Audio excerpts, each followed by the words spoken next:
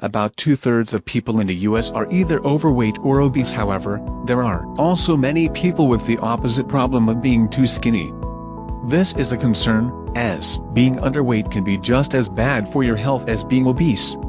Additionally, many people who are not clinically underweight still want to gain some muscle. Whether you're clinically underweight or simply struggling to gain muscle weight, the main principles are the same. 1. Eat plenty of protein. The single most important nutrient for gaining healthy weight is protein. Muscle is made of protein, and without it most of those extra calories may end up as body fat. Studies show that during periods of overfeeding, a high-protein diet causes many of the extra calories to be turned into muscle. However, keep in mind that protein is a double-edged sword.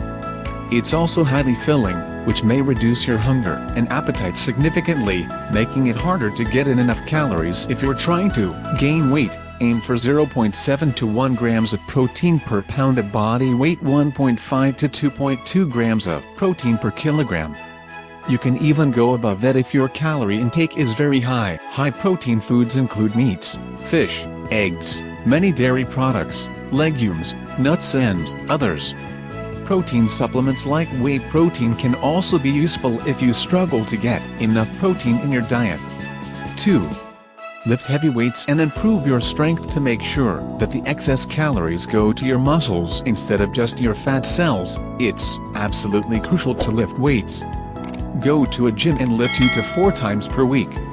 Lift heavy and try to increase the weights and volume over time. If you're completely out of shape or new to training, consider hiring a qualified personal trainer to help you get started. You may also want to consult with a doctor if you have skeletal problems or any medical issue. It's probably best to take it easy on the cardio for now. Focus mostly on the weights. Doing some cardio is fine to improve fitness and well-being, but don't do so much that you end up burning all the additional calories you're eating. 3. Figure out the necessary calorie intake. Everyone's different. The amount of food that one person might need for their goals can be completely different from the next person, even if that person is the same weight and height. So I had to calculate what my caloric intake needed to be to see the results that I wanted. For my goals, I needed to be in a caloric surplus.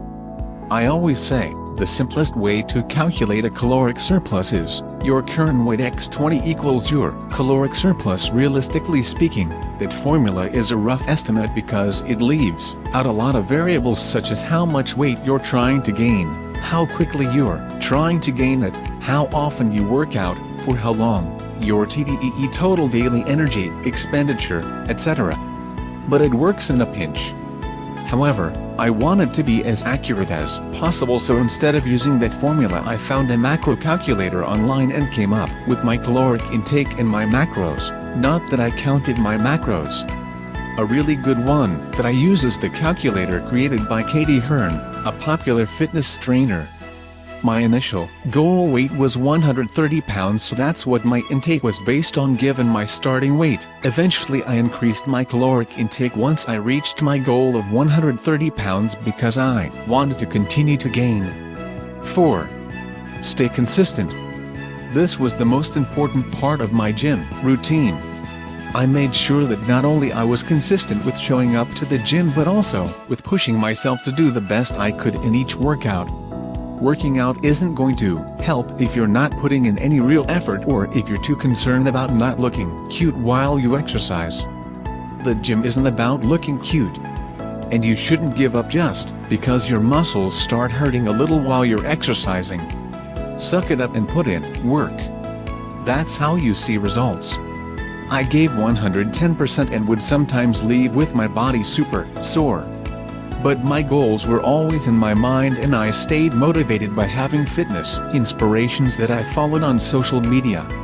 Looking at them and the exercises that they would post gave me new ideas to get up and try at the gym. And whatever exercises worked I kept in rotation. If you like our videos, make sure subscribe and hit the like button.